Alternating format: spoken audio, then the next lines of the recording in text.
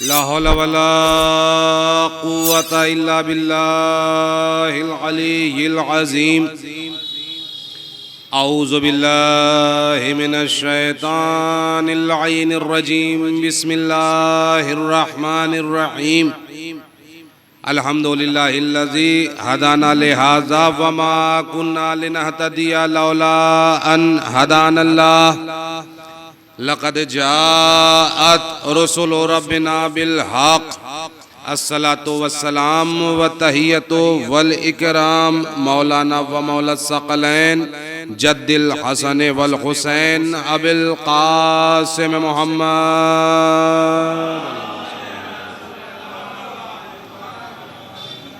وآلہ الطیبین الطاہرین المعصومین المظلومین ولعنۃ اللہ علی اعدائہم اجمعین. اما بعد فقد قال حق سبحانہ تعالی فی محکم کتابہ المبین وہو اصدق القائلین وقولہ الحق. بسم اللہ الرحمن الرحیم. کل نفس ذائقۃ الموت. صلوات پڑھیں عظمت عالم.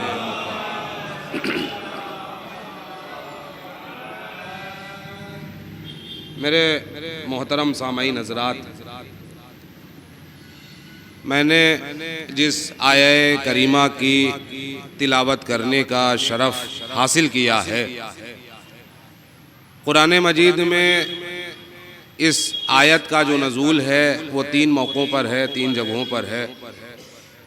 سورہ آل عمران میں بھی اس آیت کا ذکر ہے جو موت کے ذائقے کے بارے میں ہے، اور سورہ انبیاء میں بھی یہی لفظ ٹو لفظ آیا ہے، اور سورہ عنکبوت میں بھی مسلسل 3 جگہوں پر قرآن میں یہی پورا جملہ کل نفس ذائقۃ الموت. ہر نفس کو موت کا مزہ چکھنا ہے. ہر ذی روح کو، ہر صاحب نفس کو، ہر جاندار کو موت آنی ہے، اور یقیناً موت سے کوئی فرار اختیار نہیں کر سکتا، کوئی موت سے بھاگ نہیں سکتا. یہ جو ہم سانسیں لے رہے ہیں، یہ ہماری سانسیں محض ایک سانس ہوا کی آمد و رفت نہیں ہے، بلکہ یہ ہمارے موت کی طرف بڑھتے ہوئے قدم ہے کہ جو ہمیں موت سے قریب تر کر رہے ہیں.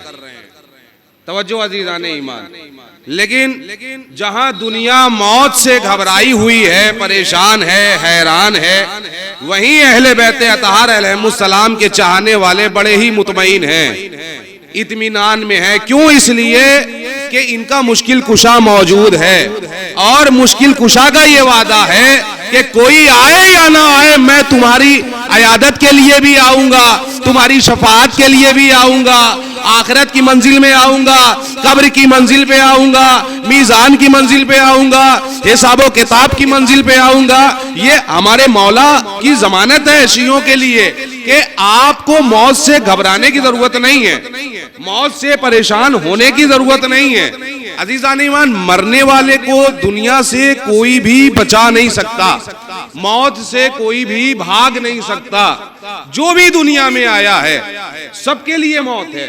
لیکن عزیزان ایمان، کبھی کبھی انسان حرکت کرتا ہوا بھی، اگر ہاتھ پیر حرکت کر رہے ہیں، زبان حرکت کر رہی ہے، پاؤں حرکت کر رہے ہیں، دل دھڑک رہا ہے، اس کے باوجود بھی اسے قرآن مردہ کہتا ہے.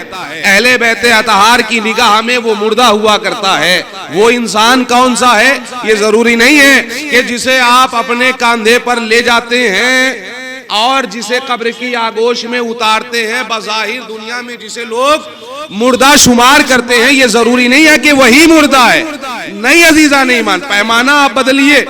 قرآن کہہ رہا ہے، احادیث کہہ رہی ہیں، معصومین کے ارشادات کہہ رہے ہیں، اہل بیت اطہار نے بتایا ہے کہ زندہ اور ہوتا ہے، مردہ اور ہوتا ہے. بلکہ روایتوں میں یہ تک ہے کہ خبردار تم جسے مردہ شمار کرتے ہو یہ مردہ نہیں ہے بلکہ یہ زندہ ہے، یہ خدا کی طرف سے رزق بھی پا رہا ہے، خدا کی طرف سے رحمتیں بھی نازل ہو رہی ہیں، یہ رزق بھی پاتا ہے، تم جو کہتے ہو یہ سنتا بھی ہے اور سمجھتا بھی ہے، اسے سنایا بھی جاتا ہے سمجھایا بھی جاتا ہے، یہ سمجھتا ہے، یعنی تمہاری نگاہوں میں قرآن کہنا یہ چاہ رہا ہے کہ دنیا والوں کی نگاہوں میں، امت کی نگاہوں میں جسے لوگ مردہ شمار کر رہے ہیں، خبردار تم اسے مردہ گمان بھی نہ کرنا، بلکہ یہ تو زندہ ہے اور پروردگار کی طرف سے اس کے اوپر رحمتیں بھی نازل ہو رہی ہیں، یہ رزق پا رہا ہے اللہ کی جانب سے۔ لیکن کچھ ایسے بھی افراد ہیں کہ جو دنیا میں ہیں، کہ جو کھانا کھا رہے ہیں، جو تکلم کر رہے ہیں، جو نطق کر رہے ہیں، جو حرکت کر رہے ہیں، جو چل اور پھر رہے ہیں، لیکن اس کے باوجود نگاہ معصوم میں وہ مردہ ہیں۔ بھائی وہ کون ہے کہ جو معاشرے کو مردہ شمار کیا جا رہا ہے معاشرے میں؟ تو وہ ہیں کہ جو اپنے حقوق العباد ادا نہیں کرتے، حقوق اللہ ادا نہیں کرتے، جو اہل بیت اطہار کی ولایت کا اقرار نہیں کرتے، اللہ کی نگاہوں میں، معصومین کی نگاہوں میں وہ مردہ ہوا کرتا ہے۔ جو بھائیوں کے حقوق نہ دے وہ مردہ ہے، جو بہنوں کے حقوق نہ دے وہ مردہ ہے، جو معاشرے کو زندہ نہ کرے وہ مردہ ہے، جو یتیموں کا حق کھا جائے وہ مردہ ہے۔ عزیزان ایمان، یہ کربلا بتاتی ہے کہ زندہ کون ہے اور مردہ کون ہے۔ بھائی یہ کربلا بھی بتائے گی کہ موت کا ذائقہ کیا ہے۔ کل نفس ذائقۃ الموت، ہر نفس کو موت کا مزہ چکھنا ہے، ہر نفس کو موت جب آنی ہے تو خدا کی قسم موت کا ذائقہ کیا ہے یہ پتہ ہی نہیں چلتا اگر کربلا نہ ہوتی۔ بھئی یہ کربلا نے بتایا ہے کہ موت کا ذائقہ ہے کیا۔ جناب قاسم نے ہی تو کہا ہے کہ چچا جان میرے نزدیک موت شہد سے زیادہ شیریں ہے۔ اچھا مسکرا کر جناب شہزادہ علی اصغر نے اس بات کی تصدیق بھی کی ہے کہ بھیا قاسم نے جو کہا تھا صحیح کہا تھا۔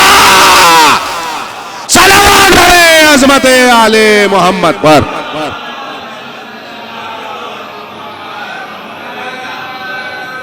بھائی جناب قاسم نے مسکرا کر اس پر مہر لگائی ہے شہزادہ قاسم کے اس قول پر کہ موت میرے نزدیک شہد سے زیادہ شیریں ہے۔ بھائی یہ معاشرے میں زندہ انسان بھی ہیں اور مردہ انسان بھی ہیں۔ زندہ کون ہے کہ جو اہل بیت اطہار سے محبت کرتے ہیں، زندہ کون ہے جو ان کی ولایت کا اقرار کرتے ہیں، زندہ کون ہے جو ان کی شہادت دیتے ہیں، زندہ کون ہے جو حقوق العباد ادا کرتے ہیں، زندہ کون ہے جو بھائیوں اور بہنوں کے حقوق کو ادا کرتے ہیں، زندہ کون ہے جو معاشرے کو زندہ کرتے ہیں۔ خدا کہہ رہا ہے کہ یہ زندہ رہیں گے۔ اب عزیزان ایمان اہل بیت اطہار علیہم السلام یہ جو ان کا ذکر ہے یہ زندگی دینے والا ہے۔ ایک مرحوم اور مرحومہ کے ایصال ثواب کی مجلس ہے، والدین کے ایصال ثواب کی مجلس کو برپا کیا جا رہا ہے۔ فرش عزا امام حسین علیہ السلام کے نام سے منسوب ہے۔ یہ ذکر جو ہو رہا ہے یہ ذکر توشہ آخرت ہے مرنے والے کے لیے، یہ ذکر یہ زاد آخرت ہے مرنے والے کے لیے۔ مرنے والا جب دنیا سے رخصت ہو رہا ہوتا ہے یقیناً بڑی پریشانی ہوتی ہے، بڑی مصیبتیں ہوتی ہیں مرنے والے کے لیے، لیکن پریشانی اس کے لیے ہے کہ جس کا کوئی مشکل کشا نہ ہو۔ لیکن جس کا مشکل کشا ہے اسے گھبرانے کی ضرورت نہیں ہے، اسے پریشان ہونے کی ضرورت نہیں ہے۔ کیوں؟ اس لیے کہ یہ ان کے غلاموں نے بتایا ہے کہ موت ہمیں اذیت سے نہیں آتی ہے۔ اب عزیزان ایمان اہل بیت کا چاہنے والا ہو یا ولایت علی کی محبت کا دم بھرنے والا ہو، اس کا اقرار کرنے والا ہو، وہ چاہے کوئی بھی ہو، اللہ نے واضح کر دیا ہے کہ موت سب کے لیے ہے، لیکن موت سب کے لیے اذیت کے ساتھ نہیں ہے۔ کسی کے لیے موت رحمت ہے، کسی کے لیے موت اس کے لیے کھیل ہے اور تماشا ہے۔ وہ جب چاہے اپنے اوپر موت کو حاوی کر لے اور جب چاہے وہ زندگی کو موت کے اوپر حاوی کر دے۔ یہ اہل بیت اطہار کے گھرانے کا کمال ہے۔ عزیزان ایمان موت کا ذائقہ کیا ہے کون بتاتا اگر جناب قاسم نہ بتاتے، اگر کربلا نہ ہوتی تو یہ کون بتاتا؟ دنیا والے کیسے سمجھ پاتے کہ یہ شہد سے زیادہ شیریں ہے؟ لیکن شہد سے زیادہ شیریں سب کے لیے؟ کہا نہیں، سب کے لیے نہیں ہے۔ کہا کس کے لیے؟ کہا اس کے لیے ہے کہ جو حسینی ہوگا۔ توجہ، کیوں؟ اس لیے کہ کربلا حق و باطل کا آئینہ ہے، کربلا مرکز حق و باطل ہے، کربلا بتاتی ہے کہ صحیح کیا ہے اور غلط کیا ہے، کربلا بتاتی ہے کہ حق کیا ہے اور باطل کیا ہے، کربلا بتاتی ہے کہ زندہ کون ہے اور مردہ کون ہے۔ بھائی توجہ عزیزان ایمان، میں کہوں گا مولا کیسے پتا چلے کہ زندہ کون ہے اور مردہ کون ہے؟ کہا کربلا پہ غور کرو، ساری چیزوں کا جواب ملے گا۔ کہا کیسے ملے گا؟ کہا دیکھتے جاؤ تمہیں پتا چل جائے گا کہ زندہ کون ہے اور مردہ کون ہے۔ ہم نے غور کیا کہ زندہ کون اور مردہ کون ہے۔ بھائی قرآن نے تو اعلان کیا نا کہ بھائی جو حقوق العباد کو ادا کرے وہ زندہ، جو اہل بیت کی محبت دل میں رکھے وہ زندہ، جو ان کی معرفت کا قائل ہو وہ زندہ، جو ان کو پہچانتا ہو وہ زندہ۔ بھائی زندہ اور مردہ ہے، لیکن عزیزان ایمان مرکز حق و باطل ہے کربلا۔ یہ کربلا بتائے گی کہ زندہ کون اور مردہ کون۔ تو کربلا سے کیسے پتا چلے؟ کہا ایک ناپاک طاقت، ایک ملعون طاقت، ایک نجس طاقت دین کے مقابلے میں اٹھی کہ جس نے یہ دعویٰ کیا تھا کوئی قرآن نہیں ہے، کوئی اللہ نہیں ہے، کوئی رسالت نہیں ہے، یہ بنی ہاشم کا ایک ڈھونگ ہے نعوذ باللہ حکومت حاصل کرنے کے لیے۔ بھائی شریعت محمدی کو پامال کرنے کے لیے ایک نجس ابن نجس اٹھا، وہ چاہتا تھا کہ شریعت محمدی پامال ہو جائے، لیکن یہ کیسے ممکن ہو کہ شریعت کا محافظ بھی ہو اور شریعت پامال ہو؟ بھائی یہ کیسے ممکن ہے؟ بھائی شریعت کا محافظ باقی تھا، اس نے کہا میرے ہوتے ہوئے یہ میں ہونے نہیں دوں گا کہ دین پامال ہو جائے۔ بھائی کربلا کو مرکز حق و باطل بناؤں گا، کربلا بتائے گی کہ زندہ کون ہے اور مردہ کون ہے۔ میں نے کہا مولا کیسے پتا چلے کہ زندہ کون اور مردہ کون؟ کہا دیکھتے جاؤ پتا چل جائے گا کہ زندہ کون ہے اور مردہ کون ہے۔ اب عزیزان ایمان ہم نے دیکھا کہ کربلا میں معرکۃ الآرا جنگ ہو رہی ہے، لوگ قربانیاں دے رہے ہیں، امام کے جتنے بھی اصحاب ہیں وہ قربانیاں دے رہے ہیں، اور مولا جنازے اٹھا رہے ہیں، میت اٹھا رہے ہیں، تیر نکال رہے ہیں، اور کربلا میں ایک غموں کا طوفان برپا ہے، تیروں کی بارش ہو رہی ہے، امتحان کی سخت منزل ہے، اصحاب امتحان کی منزل پر ہیں، امامت کی نصرت میں لوگ جان قربان کر رہے ہیں، دین کی نصرت میں جان قربان کی جا رہی ہے۔ میں کہوں گا مولا کیسے پتا چلے کہ زندہ کون اور مردہ کون، حق کیا ہے اور باطل کیا ہے؟ کہا دیکھتے جاؤ یہ کربلا صرف سن 61 ہجری کے لیے کربلا نہیں ہے، یہ قیامت تک کی آنے والی نسلوں کے لیے ہے کہ جو بتائے گی کہ زندہ کون اور مردہ کون۔ ہم نے دیکھا اصحاب انصار قربان ہو گئے، سب قربان، اولادیں بھی قربان، اب کوئی باقی نہیں رہا، بس ایک 6 مہینے کا بچہ ہے اور ایک بیمار کربلا ہے کہ جو کربلا میں بستر علالت پر ہے، آقا یکو تنہا ہے، کربلا کے میدان میں پہنچے۔ میں کہوں گا مولا کیسے پتا چلے؟ کہا دیکھتے جاؤ پتا چل جائے گا کہ زندہ کون ہے مردہ کون ہے۔ ایک مرتبہ ہم نے دیکھا کہ امام نے صدائے استغاثہ بلند کی، حل من ناصرین ینصرنا حل من مغیثین یغیثنا، ہے کوئی جو میری آواز استغاثہ پر آواز ملائے لبیک کہے؟ اب عزیزان ایمان ہم نے دیکھا کہ جو اپنی اپنی سواریوں پر سوار تھے، کہ جن کے ہاتھوں میں نیزے تھے، جن کے ہاتھوں میں تلواریں تھی، جن کے ہاتھوں میں کمانیں تھی، ان پر کوئی بھی اثر نہیں ہوا، لیکن جو 6 مہینے کا بچہ گہوارے میں لیٹا ہوا تھا اس کے اوپر اثر ہوا، اور جن کے لاشیں کربلا کے صحرا میں تپتے سے ریگزار میں بکھرے پڑے تھے، ان لاشوں میں انقلاب آیا، ان لاشوں میں حرکت آئی، ان لاشوں سے آواز آئی لبیک یا حسین، لبیک یا حسین، لبیک یا حسین، لبیک یا حسین۔ امام نے کہا دیکھا فیصلہ ہو گیا، وہ سب جتنے کھڑے ہیں سب مردہ ہیں، یہ سب بکھرے پڑے ہیں، سب زندہ۔ صلوات پڑھے عظمت آل محمد پر۔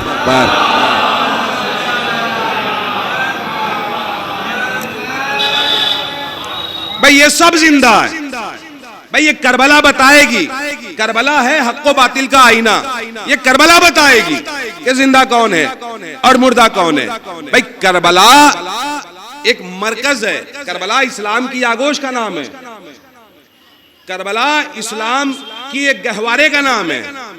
جس جگہ اسلام پروان پڑتا چڑھتا ہے، محفوظ ہوتا ہے، اس گہوارے کا نام ہے، اس امان کا نام ہے کربلا. یہاں سے پتا چلتا ہے کہ حق کیا ہے اور باطل کیا ہے. یہاں سے فیصلہ ہوتا ہے کہ حق کیا ہے اور باطل کیا ہے. یہاں سے پتا چلتا ہے کہ زندہ کون ہے اور مردہ کون ہے. عزیزان ایمان، یہاں کربلا والوں نے بتایا ہے، نیزے پر چڑھ کر قرآن کی تلاوت کر کے بتایا ہے کہ زندہ کون ہے اور مردہ کون ہے. بھائی نیزے پر چڑھ کر قرآن کی تلاوت کون کر رہا ہے؟ سورہ کہف کی تلاوت کی ہے آقا مولا امام حسین نے. امام حسین نے سورہ کہف کی تلاوت کر کے بتایا ہے کہ دنیا والے دیکھیں میں کس کا نواسا ہوں، دنیا والے دیکھیں کہ میں کس کا بیٹا ہوں، دنیا والے دیکھیں کہ میں کس کا پوتا ہوں، میری رگوں میں کس کا لہو دوڑ رہا ہے. بھائی دنیا والے دیکھیں میں اس کا نواسا ہوں کہ جس کی آج گواہی دی جا رہی ہے، جس کے نام سے پڑھ کر کافر بھی مسلمان ہو جایا کرتے ہیں. میں اس کا نواسا ہوں کہ جسے طہا کہا جاتا ہے، جسے یاسین کہا جاتا ہے، جسے مزمل کہا جاتا ہے. میں نے کربلا کے میدان میں قربانی پیش کی ہے، اپنا بھرا گھر لٹایا ہے اسلام کی بقا کے لیے. میں نے قربانی دی ہے، میرے گلے پر شمر نے خنجر چلایا ہے، لیکن اس کے باوجود بھی میں نے نصرت اسلام سے منہ نہیں پھیرا، بلکہ نوکے نیزہ پر چڑھ کر کٹے ہوئے سر سے سورہ کہف کی تلاوت کی ہے. مولا سورہ کہف کی تلاوت کیوں کی؟ کہا اس لیے کہ قیامت تک کی آنے والی نسلوں کو جواب دے سکوں. کہا کیسا جواب؟ کہا دنیا پہچان لے کہ میں طہا کا نواسا ہوں، میں یاسین کا نواسا ہوں، میں مدثر کا نواسا ہوں، میں مزمل کا نواسا ہوں، میں اس محمد کا نواسا ہوں کہ جس نے قلم اور کاغذ مانگا. میں اس محمد کا نواسا ہوں کہ جس نے قلم اور کاغذ مانگا. بھائی میرا تن جدا ہے سر سے، میرا سر تن سے جدا ہے. میں نوکے نیزہ پر ہوں. بولنے کے لیے انسان کو کیا چاہیے؟ بولنے کے لیے انسان کو آکسیجن چاہیے، ہوا چاہیے، پھیپھڑے چاہیے، دل چاہیے، پورا وجود چاہیے. آج میرا سر تن سے جدا ہے. نوکے نیزہ کی بلندی پر جا کر میں قرآن کی تلاوت کر رہا ہوں، میں سورہ کہف کی تلاوت کر رہا ہوں. میرا دل دھڑک نہیں رہا ہے، میرا پورا وجود کربلا کے میدان میں ہے. صرف تن جو ہے وہ نوکے نیزہ پر ہے. کل میرے نانا نے قلم کاغذ مانگا تو ایک ملعون نے کہا قلم کاغذ نہ دو، ہذیان ہو گیا. آج دنیا والے دیکھ لیں اسے ہذیان کیسے ہو سکتا ہے جس کا نواسا سر کٹا کے نوکے نیزہ پر سورہ کہف کی تلاوت.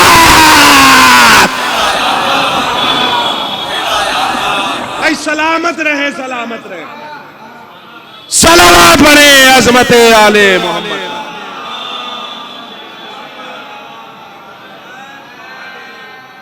بھائی جس کا نواسا کٹے ہوئے سر سے نوکے نیزہ پر سورہ کہف کی تلاوت کرے، جو بتائے کہ زندہ کون ہے اور مردہ کون ہے، وہ یہ بتا رہا ہے کہ آج دنیا دیکھ لے، پہچان لے میں اسی کا خون ہوں کہ جب نواسے میں یہ کیفیت ہے، یہ عظمت ہے، یہ فضیلت ہے، یہ معجزہ ہے کہ وہ کٹے ہوئے سر سے بھی کلام کر سکتا ہے، گفتگو کر سکتا ہے. تو اس کا نانا ایک معمولی سا بخار، بھائی بخار کی یہ حیثیت کہ وہ ذہن کے اوپر حاوی ہو جائے تاکہ دنیا پہچان لے کہ منافق کون تھا، کافر کون تھا، منافق کون تھا، ملعون کون تھا. بھائی بہرحال ایصال ثواب کی مجلس ہے. والدین کے ایصال ثواب کے لیے، والدین کی ترویح روح کے لیے، والدین کی بلندی درجات کے لیے اس ذکر کو برپا کیا جا رہا ہے. یہ ذکر خیر ہے اور یہ وہی کرتے ہیں جو نیک اولادیں ہوا کرتی ہیں. اور عزیزان ایمان، اگر ماں باپ زندہ ہوتے ہیں تو اولاد ان کی عظمت کو درک نہیں کرتی، ان کی عظمت کو پہچانتی نہیں ہے، جانتی نہیں ہے، سمجھتی نہیں ہے کہ ان کی فضیلتیں ہیں کیا، ان کی عظمتیں ہیں کیا. لیکن جب وہ سایہ ہم سے چھن جاتا ہے، جب اللہ وہ نعمت ہم سے لے لیتا ہے تو ہمیں احساس ہوتا ہے کہ کتنی بڑی نعمت ہم سے چھن گئی اور ہم محروم ہو گئے. ہم جب یتیم ہو جاتے ہیں تو ہمیں احساس ہوتا ہے کہ ہم سے کون سی دولت اللہ نے چھین لی ہے. کون سی نعمت لے لی ہے. اگر باپ ضعیف ہے, کچھ بھی نہ کرے, تو اس کی موجودگی ہی اولاد کے جینے کا ذریعہ ہے, اولاد کے رزق کا سبب ہے. اس کا صرف باقی رہنا, کسی بھی حالت میں ہو, کچھ نہ کرے, صرف وہ باقی رہے, تو باپ کی اہمیت کا اندازہ ہوتا ہے کہ باپ ہے کیا. اولاد کو اس کا اندازہ تب ہوتا ہے جب وہ دنیا سے رخصت ہو جاتا ہے. اب عزیزان ایمان, باپ ہے, ایک باپ کہ جس کا ذکر قرآن میں ہے, اور مسلسل ماشاءاللہ میری نگاہوں کے سامنے تلاوت کلام پاک کرنے والے افراد موجود ہیں, اور اہل ذکر ہیں, ذکر کرنے والے ہیں, ہمیشہ مولا کا ذکر کرتے رہتے ہیں, اہل بیت اطہار کا ذکر کرتے رہتے ہیں. بس آخری بات مجلس رحمت کو تمام کر رہا ہوں, سمیٹ رہا ہوں اپنی بات کو. باپ کسی بھی حالت میں ہو, کسی بھی کیفیت میں ہو, وہ اگر موجود ہوتا ہے, اپنا لب ہلا دے تو اس کی دعا کبھی رائگاں نہیں جاتی. باپ دنیا سے رخصت بھی ہو جائے تو اولاد کو اگر دعا دے جاتا ہے باپ, تو اولاد کامیاب ہو جایا کرتا ہے. مطلب اولاد کے لیے کامیابی اس کے باپ کی موجودگی ہے, اس کے والدین کی موجودگی ہے. والدین اپنی اولاد کو دعائیں دیتے ہیں, دعاؤں سے نوازتے ہیں, اور جب یہ دعا دے کر چلے جاتے ہیں تو یہ نہ سمجھیں کہ ان کی دعاؤں میں اثر نہیں ہے. نہیں عزیزان ایمان, ان کی دعائیں اللہ رد نہیں کرتا. ایک باپ ہے کہ جو بہت غریب تھا, لیکن اس کے پاس میں ایک گائے تھی.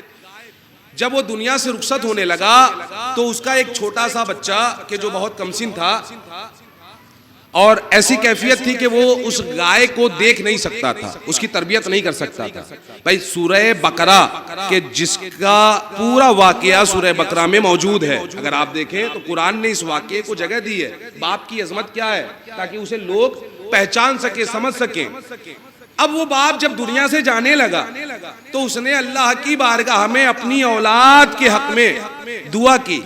ایک غربت کا زمانہ ہے, غربت غریبی کا عالم ہے, اور یہ بنی اسرائیل کے افراد ہیں. جناب موسیٰ کا دور ہے, جناب موسیٰ کا زمانہ ہے, جناب موسیٰ کلیم اللہ ہیں جو اللہ سے گفتگو کرتے ہیں, اللہ سے کلام کرتے ہیں. اب عزیزان ایمان, اس نے جو دنیا سے رخصت ہو رہا تھا, اللہ کی بارگاہ میں دعا کی, پروردگار میں تیری بارگاہ میں آ رہا ہوں اور اپنی اولاد کو دنیا میں چھوڑ کر جا رہا ہوں. میرے پاس میں جو کچھ بھی سرمایہ تھا یہ گائے تھی, اس گائے کو میں تیری راہ میں آزاد کر رہا ہوں. اس نے کوئی نشانی اس کی گردن پہ لگائی اور اسے جنگل کی طرف آزاد کر دیا. پروردگار تو اس کی حفاظت کرنا, اور میری اولاد اس لائق نہیں ہے کہ وہ اس کی تربیت کر سکے, اسے دیکھ سکے, اسے رزق فراہم کر سکے. اب میں جا رہا ہوں, کوئی دیکھنے والا تو ہوگا نہیں, لہٰذا اسے میں آزاد کر رہا ہوں, لیکن تب تک کے لیے یہ آزاد ہے اور تیری پناہ میں ہے جب تک میرا بیٹا جوان نہیں ہو جاتا. توجہ عزیزان ایمان, جب تک جوان نہ ہو جائے تب تک آپ اللہ اس کی حفاظت کرنا. یہ دعا کر رہا ہے پروردگار سے. دنیا سے رخصت ہو گیا باپ, اور اللہ کی راہ میں اس نے گائے کو آزاد کر دیا جنگل میں. اللہ اس کی گائے کی حفاظت کرنے لگا. اب عزیزان ایمان, وہ زمانہ آیا کہ یہ لڑکا جوان ہو گیا. اب یہ ضرورت پیش آئی کہ وہ گائے اس کی خدمت میں آئے اور جس سے یہ فائدہ اٹھائے, فیضیاب ہو جائے. اب عزیزوں, جناب موسیٰ کا دور ہے. اب وہاں پر دیکھیے اللہ نے ایک باپ کی دعا کو کس طرح سے مستجاب کیا, اس میں کس طرح سے اثر ظاہر ہوا دعا کا, اور زندگی کیسے تبدیل ہوتی ہے اولاد کی ایک باپ کے جملے سے. اصالِ ثواب کی مجلس سے باپ کی عظمت کیا ہے انہیں معلوم ہونا چاہیے سبھی کو. بہرحال ہم کم و بیش سبھی اپنے والدین کی عزت و احترام کرتے ہیں, لیکن ہمیں چاہیے کہ زیادہ سے زیادہ ہم احترام کریں, چونکہ یہ نعمت عظمیٰ ہے, یہ نعمت کبیر ہیں, بڑی نعمتوں میں سے ہے. جب یہ چھین جاتی ہے تو ہمیں احساس ہوتا ہے کہ کیا چلی گئی. جب والدین نہیں رہتے تو ہمیں احساس ہوتا ہے کہ کیا ہم نہیں ہیں. ہمارا وجود والدین کی وجہ سے ہے. اب دیکھیے, چونکہ یہ دعا کی تھی ایک باپ نے جو دنیا سے جا رہا تھا کہ اس کی اولاد خیر و عافیت سے رہے اور اس کی اولاد کا جو رزق ہے اسے مل سکے اس گائے کے ذریعے سے, اور حالات تبدیل ہو سکے, حالات بہتر ہو سکے, غربت کا زمانہ ختم ہو سکے. اللہ نے کیا معجزہ دکھایا اور کس طرح سے اس کو محفوظ کیا ہے سورہ بقرہ میں. عزیزان ایمان, یہ جوان تو ہو گیا, اور گائے بھی اس کے قریب آ گئی. اللہ نے کسی ذریعے سے اس کو پہنچایا, جنگل میں گیا اور اس نے گائے کو آواز دی. اسے معلوم تھا کہ میرے باپ نے خدا کی راہ میں گائے کو آزاد کیا, اس نے آواز دی, وہ گائے آئی اور بہرحال اس نے پرورش کرنا اس کی شروع کر دی. اب چونکہ باپ نے دعا دی تھی کہ اس گائے کے ذریعے سے اللہ تجھے رزق عطا کرے گا, اور زبردست رزق دینے والا اللہ ہے, واللہ خیر الرازقین, اللہ بہترین رزق دینے والا ہے, اللہ بہتر رزق دینے والا ہے, اللہ تجھے مالا مال کرے گا, ہماری غریبی کے زمانے دور ہو جائیں گے. وہ دعا دے کے گیا تھا. اب گائے تو آ گئی, لیکن اس سے رزق حاصل کیسے ہو؟ جناب موسیٰ کا دور ہے. جناب موسیٰ کے دور میں کسی چچا زاد بھائی نے اپنے بھائی کا قتل کر دیا, اور جس نے قتل کیا وہی شور مچانے لگا کہ کسی نے میرے بھائی کو قتل کر دیا. یعنی قاتل خود شور مچا رہا ہے مقتول کے لیے کہ بھائی میرے بھائی کو کس نے مارا, خود مارا ہے لیکن شور مچا رہا ہے, اور الزام دے رہا ہے پڑوسیوں پر, الزام دے رہا ہے بستی والوں پر, محلے والوں پر, کہ اب قاتل چکے اپنے آپ کو چھپانا چاہ رہا تھا, اب یہ شور کر رہا ہے, گریہ وزاری کر رہا ہے, دکھاوا کر رہا ہے, ریاکاری کر رہا ہے, اور اس کے بعد الزام لگا رہا ہے. قوم والے پریشان, لوگ پریشان کہ آخر اس کا مسئلہ کیسے حل ہو, کیسے پتا چلے کہ اس کا قاتل ہے کون, اس کے بھائی کا.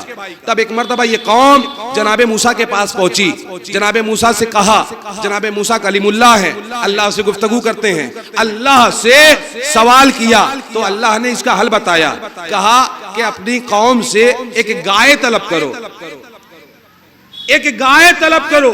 اب عزیزان ایمان, قوم بھی بڑی ضدی, سوال نہ کرتی تو نہ الجھتی. اب قوم والوں نے بھی سوال کر لیا, یا نبی اللہ, اللہ نے تو کہہ دیا گائے طلب کرو, لیکن اللہ سے ذرا پوچھ کے بتاؤ کہ کون سی گائے طلب کی جائے, کون سی گائے آپ کو چاہیے. اب عزیزان ایمان ایک مرتبہ جناب موسیٰ نے پھر سوال کیا پروردگار سے, تو اللہ کی آواز آئی کہ ایک گائے ایسی ہو کہ جس کا استعمال نہ کیا گیا ہو, نہ کھیتی میں استعمال ہوا ہو, یعنی نہ اس سے کوئی زراعت کی گئی ہو, نہ اس سے کوئی پانی نکالا گیا ہو, یعنی اس کو بالکل پاک و پاکیزہ ہو, یعنی اس سے کوئی زحمت نہ لی گئی ہو, خدمت نہ لے گئی ہو, ایسی گائے ہو. کہا اچھا اس کا رنگ کیسا ہو؟ کہا اگر اس کے رنگ کے بارے میں سوال کرتے ہو تو ایسا رنگ ہو کہ اگر اسے لوگ دیکھیں تو پہلی مرتبہ میں پسند آ جائے, یعنی زردی مائل ہو, وہ زرد رنگ کی گائے ہو, اور پوری طرح سے زرد بھی نہ ہو, زردی مائل ہو, اور جب اسے لوگ دیکھیں تو وہ لوگوں کو پسند بھی آ جائے. اور یاد رکھو, نہ وہ بہت زیادہ ضعیف ہو اور نہ ہی کم سین ہو, یعنی درمیانی ہو, نوجوان ہو. جیسے قربانی کے جانور کے لیے شرائط ہوا کرتی ہیں, ویسے ہی شرائط اللہ نے آیت کر دی. کہا کہ ایسی گائے چاہیے. اب لوگوں نے کہا اچھا اب ہمیں سمجھ میں آ گیا کہ ایسی گائے چاہیے, لیکن اے موسیٰ یہ بتاؤ کہ اللہ یہ گائے منگا کیوں رہا ہے, منگا کیوں رہا ہے, آخر اس گائے کا ہوگا کیا؟ کہا اس گائے کی قربانی ہوگی. قاتل پوچھ رہا ہے کہ آخر اللہ گائے کیوں منگا رہا ہے, گائے کا ہوگا کیا؟ بھائی جاننا یہ سوچ رہا تھا کہ میں موسیٰ سے کہوں گا اور اس طرح سے میں چھپ جاؤں گا, جب کوئی مشکل حل نہ ہوگی تو میں چھپ جاؤں گا, لوگ جانیں گے نہیں کہ میں نے ہی قتل کیا ہے. اب چونکہ اللہ نے بھی کہا کہ ایک گائے منگائی جائے, گائے ایسی ہو کہ جس سے کوئی مزدوری نہ لی گئی ہو, جس سے کوئی خدمت نہ لی گئی ہو, ایک پاک و پاکیزہ گائے ہو, اور جسے مومنین دیکھیں, لوگ دیکھیں تو پسند آ جائے, ایسی گائے ہو, زردی مائل اس کا رنگ ہو, اور اسے لانے کے بعد اس کی قربانی کی جائے. اسے قربان کر لینے کے بعد اس کا جو گوشت ہے مقتول کے جسم پر مارا جائے, یعنی گوشت کی ضرب لگائی جائے. لفظوں کو بدل کر یوں کہوں کہ گوشت کی ٹھوکر لگائی جائے. گوشت کی ٹھوکر سے یہ اعجاز ہوگا, یہ معجزہ ہوگا کہ مرنے والا زندہ ہو جائے گا اور گواہی دے گا کہ اسے کس نے قتل کیا ہے, اسے کس نے مارا ہے. اب عزیزان ایمان یہ قوم پریشان ہے کہ اچھا ٹھیک ہے گائے ڈھونڈی جائے. گائے پورے بستی میں ڈھونڈی گئی, کہیں نہ ملی. اس جوان کے دیکھا باپ نے دعا دی تھی کہ اس گائے کے ذریعے سے رزق ملے گا. اس اولاد کے پاس لوگ جمع ہو گئے, اس نوجوان کے پاس لوگ جمع ہو گئے, آئے کہا کہ ہم اس گائے کو خریدنا چاہتے ہیں. بھائی اس دور میں اس گائے کی قیمت عام طور سے گائے کی قیمت 3 درہم 4 درہم 5 درہم بہت تھی اس دور میں. لیکن عزیزان ایمان ایک مرتبہ وہ آئے آنے کے بعد کہا کہ اس گائے کو بیچو گے؟ کہا میں اپنی والدہ سے مشورہ کر لوں، میری والدہ جیسا حکم دے ویسا میں کروں گا۔ اب عزیزان ایمان وہ اپنی والدہ کے پاس گیا، اب والدہ سے معلوم کیا یہ مسئلہ ہے، کہا کہ 200 درہم ان سے قیمت طلب کی جائے۔ اب عزیزان ایمان لوگ سن کر بوکھلا گئے، کمال کرتے ہو، 5 درہم کی گائے ہے، 200 درہم طلب کر رہے ہو۔ واپس چلے گئے، دوبارہ آئے، کہا 400 درہم، کہا کمال کر رہے ہو، ہم 200 درہم میں لینے آئے تھے، 400 درہم قیمت ہو گئی۔ اب عزیزان ایمان پھر واپس چلے گئے، اب جب دوسری مرتبہ آئے ہیں تو کہا اس بار تم جو قیمت طے کرو گے ہم بنا چوں چاں چرا کرے ہم اس گائے کو خرید لیں گے، اس گائے کو لے جائیں گے۔ اب عزیزان ایمان ماں نے مشورہ دیا کہ جاؤ ان سے کہہ دو کہ یہ گائے اس حالت میں ہم دیں گے، اس قیمت میں ہم دیں گے کہ تم جاؤ اسے ذبح کرو اور اس کی کھال کو ادھیرو اور اس کے گوشت کے وزن کے برابر اس کی کھال میں سونا بھر کے دو تو وہی قیمت اس کی ہوگی۔ اب عزیزان ایمان اس پر وہ راضی ہو گئے کہ ٹھیک ہے جیسا آپ مناسب سمجھے۔ اب ایک مرتبہ یہ گئے، قربانی ہوئی، اس میں سونا بھر کے اس نوجوان کو دیا گیا۔ یہ باپ کی دعا کا اثر تھا کہ غربت کا زمانہ تبدیل ہو گیا۔ بھائی یہ باپ کی دعا کا اثر تھا کہ غربت کا زمانہ تبدیل ہو گیا۔ باپ بچپن میں دعا دے کے گیا تھا، نوجوانی میں حالت کی کیفیت جو ہے تبدیل ہو گئی۔ اب عزیزان ایمان قربانی کا جو گوشت تھا جناب موسیٰ نے ہاتھوں میں لیا اور مردے کے قریب پہنچے۔ اب جب مردے کے قریب پہنچے ہیں تو ایک مرتبہ میت پر گوشت کے لوتھڑے کی ضرب لگائی گئی، یعنی ٹھوکر ماری گئی۔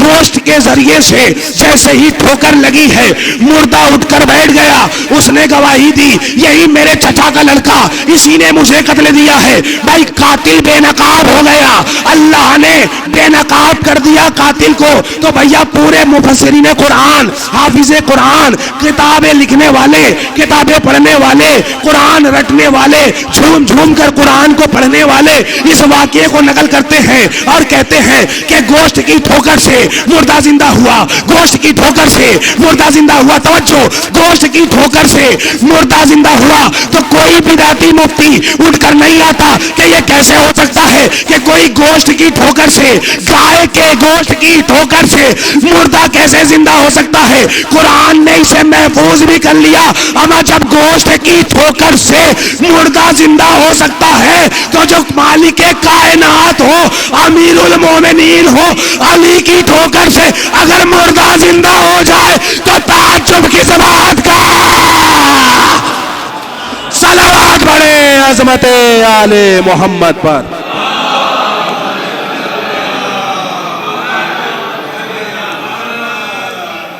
بھائی یہ اللہ والدین کی دعاؤں کو رد نہیں کرتا، اور والدین کے ایصال ثواب کی مجلس ہے۔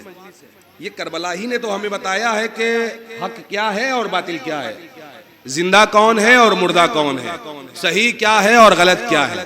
یہ مرکز حق و باطل ہے، یہ حق و باطل کا آئینہ ہے کہ جو ہم کربلا سے پیغامات لیتے رہتے ہیں۔ جتنا بھی آپ غور کریں گے کربلا آپ کو اتنے ہی نئے نئے نکتے دیتی رہے گی۔ آپ جتنا بھی غور کریں آپ کو نئے نئے نکتے ملتے رہیں گے، نئے نئے پیغام ملتا رہے گا۔ یہ قیامت تک کی نسلوں کے لیے ہدایت ہے، اور اہل بیت اطہار علیہ السلام کا ذکر جو ہے وہ بھی ہدایت ہے اور شفا ہے۔ جب مرنے والا دنیا سے رخصت ہو جاتا ہے تو یہی ذکر ہے کہ جو بخشش کا ذریعہ ہے عزیزان ایمان اہل بیت اطہار علیہ السلام کی محبت ہی ہے جو ہمارے قبر کو منور رکھے رہتی ہے، روشن رکھے رہتی ہے، اور ہماری مشکلوں کو، آخرت کی مشکلوں کو آسان کرتی ہے۔ یقیناً ہم اپنے اعزاء کی موت پر غموں سے نڈھال ہو کر مر جاتے، ہم اپنے چاہنے والوں کی موت پر تڑپ کر مر جاتے، کوئی غموں کا مرہم نظر نہ آتا اگر کربلا نہ ہوتی۔ یہ اہل بیت اطہار علیہ السلام کے غم کا ایک ایسا سمجھ لیجئے کہ دوا ہے، ایک ایسا کرم ہے ہمارے اوپر۔ یہ محبت اہل بیت اطہار علیہ السلام کی ٹھنڈک ہے ہمارے دلوں میں کہ جب ہمارا کوئی دنیا سے رخصت ہوتا ہے تو انہی کا غم ہے کہ جو ہمیں بڑھ کر سہارا دیتا ہے. اگر کسی کا چھوٹا بچہ مر جاتا ہے تو ہمیں جناب علی اصغر یاد آ جاتے ہیں. اگر کسی کے نونہال دنیا سے رخصت ہو جاتے ہیں تو ہمیں جناب عون و محمد یاد آتے ہیں. اگر کسی کا نوجوان بیٹا اس دنیا سے رخصت ہو جاتا ہے تو ہمیں جناب علی اکبر یاد آتے ہیں, جناب علی اکبر کی جوانی یاد آتی ہے. اگر کسی کا باپ دنیا سے رخصت ہو جاتا ہے تو ہمیں امام حسین کی مظلومی یاد آتی ہے, ہمیں سید سجاد یاد آتے ہیں. اللہ اکبر. یتیمی کسے کہتے ہیں کوئی اہل بیت طاہر سے پوچھے. یتیمی کسے کہتے ہیں کوئی سکینہ بنت الحسین سے پوچھے. یتیمی کسے کہتے ہیں کوئی سید سجاد سے پوچھے. اللہ اکبر. عزیزان ایمان, آپ نے اپنے والدین کے ایصال ثواب کے لیے ذکر امام حسین کو برپا کیا ہے. ذکر امام حسین سننے کے لیے آپ آمادہ ہیں.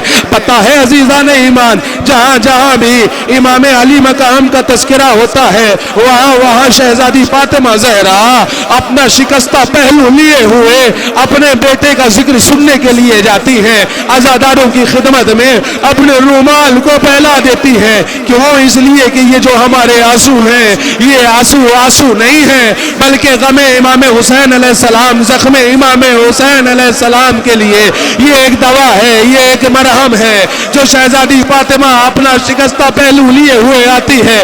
جہاں بھی امام علی مقام امام حسین علیہ السلام ہوتے ہیں وہاں بی بی فاطمہ تشریف لے جاتی ہیں. عزیزان ایمان, جہاں بھی امام ہوتے ہیں, جہاں بھی ذکر امام حسین ہوتا ہے وہاں شہزادی فاطمہ اپنا شکستہ پہلو لیے ہوئے جاتی ہے.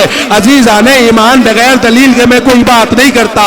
کربلا کے میدان کے لیے, کربلا معلی کے لیے امام علی مقام مدینے سے نکل رہے ہیں. مدینے سے نکلتے نکلتے ماں کی لحد کے قریب پہنچے. اماں سے کہا, اماں تیرا حسین جا رہا ہے, ارے کربلا جا رہا ہے, مدینہ اجڑ رہا ہے. اے اماں, اب تیرا حسین پلٹ کر مدینے میں نہ آئے گا, کربلا میں جا کر قربان ہو جائے گا.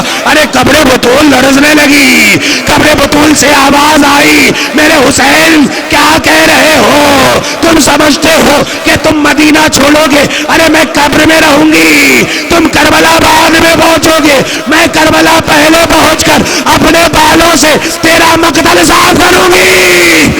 جزاکم اللہ, جزاکم اللہ. آپ کی آوازیں گریہ بلند ہو رہی ہے. آپ کو خدا کوئی غم نہ دے سوائے غم سید الشہداء کے. ہاں عزیزان ایمان, جہاں بھی امام مظلوم کربلا ہوتے ہیں وہاں شہزادی فاطمہ تشریف لے جاتے ہیں. امام کربلا معلی میں 2 محرم کو پہنچے ہیں. 2 محرم کو پہنچنے کے بعد زمین کربلا خریدنے کے بعد خیموں کو نصب کر دیا گیا. اب جو خیمے کو نصب کر دیا گیا, اب عزیزان ایمان بیبیوں میں عجیب سی بے چینی ہے, عجیب سی کیفیت کا عالم ہے. جناب شہزادی زینب کبریٰ کبھی ادھر دیکھتی ہیں, کبھی ادھر دیکھتی ہیں, کبھی دائیں دیکھتی ہیں, کبھی بائیں دیکھتی ہیں. ایک مرتبہ بے چین ہو کر امام علی مقام نے اپنی بہن زینب سے سوال کر لیا, اے زینب آخر وجہ کیا ہے کہ کبھی تم دائیں دیکھتی ہو کبھی بائیں دیکھتی ہو؟ کہا بھیا ارے نہ جانے یہ کیسا میدان ہے, نہ جانے یہ کیسا ریگستان ہے, ارے یہ نہ جانے کیسا جنگل ہے کہ یہاں جب سے آئی ہو کسی بیوی کے رونے کی آواز سن رہی ہو, ایسا محسوس ہوتا ہے کہ جیسے کسی بیوی کا کوئی جوان دنیا سے رخصت ہو گیا ہو. کہا زینب نہ پہچانا؟ ارے یہ ہماری ماں فاطمہ زہرا. جزاکم اللہ, جزاکم اللہ. اللہ اکبر. عزیزان ایمان, امام حسین علیہ السلام ایک لمحے کے لیے بھی اپنی والدہ سے جدا نہیں ہوتے. جہاں بھی امام حسین کا ذکر ہوتا ہے ارے شہزادی تشریف لے جاتی ہے. عزیزان ایمان, کربلا کے میدان میں امام مظلوم کربلا کو ذبح کیا جا رہا ہے, ارے قتل کیا جا رہا ہے.